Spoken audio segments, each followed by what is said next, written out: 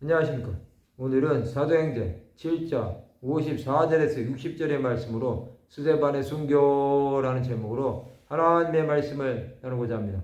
본 말씀은 그들이 이 말을 듣고 마음에 찔려 그를 향하여 이를 갈거늘 스데반이 성령 충만하여 하늘을 우러러 주목하여 하나님의 영광과 및 예수께서 하나님 우편에 서신 것을 보고 말하되 보라 하늘이 열리고 인자가 하나님 우편에 서신 것을 보노라 한데 그들이 큰 소리를 지르며 길을 막고 일제히 그에게 달려들어 성 밖으로 내치고 돌로 칠세 증인들이 옷을 벗어 사울이라는 청년의 발 앞에 두니라.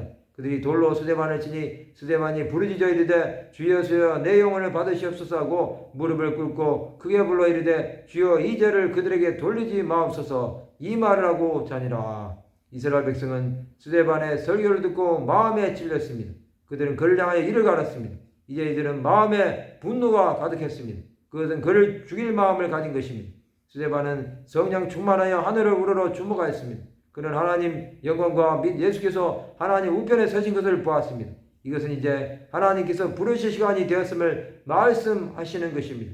이스라엘 백성들은 큰 소리를 지르며 길을 막고 일제히 그에게 달려들어 성 밖으로 내치고 돌로 칩니다. 그들의 분노가 스데반을 죽인 것입니다. 증인들이 옷을 벗어 사울이라는 청년의 발 앞에 둡니다. 그들이 돌로 스데반을 친 것입니다. 그들은 자신들이 스데반을 죽인 자들이라는 것을 증명한 것입니다. 스데반은 부르짖습니다. 주여서여 내 영혼을 받으시옵소서 하고 이 죄를 자기 백성들에게 돌리지 말라고 마지막 기도를 합니다. 이것은 예수께서 십자가상에서 하신 기도와 같은 것입니다. 그는 이 말을 하고 순교했습니다. 하나님은 스데반의 죽음을 받으셨습니다. 그는 예수 그리스도를 전하다가 죽는 것을 두려워하지 않았습니다. 그는 복음의 핵심인 예수 그리스도를 이스라엘 역사를 말함으로부터 전한 것입니다.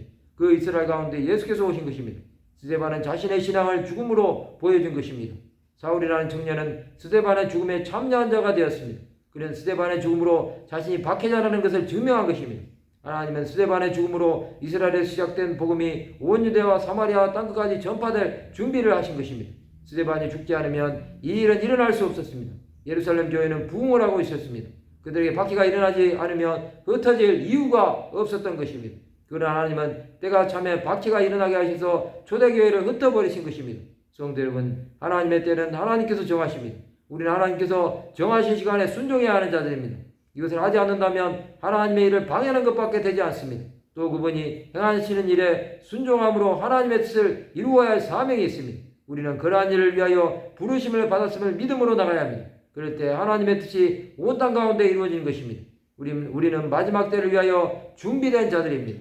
우리 가운데 순교자가 나온다고 해도 그것은 하나님께서 허락하시는 것입니다.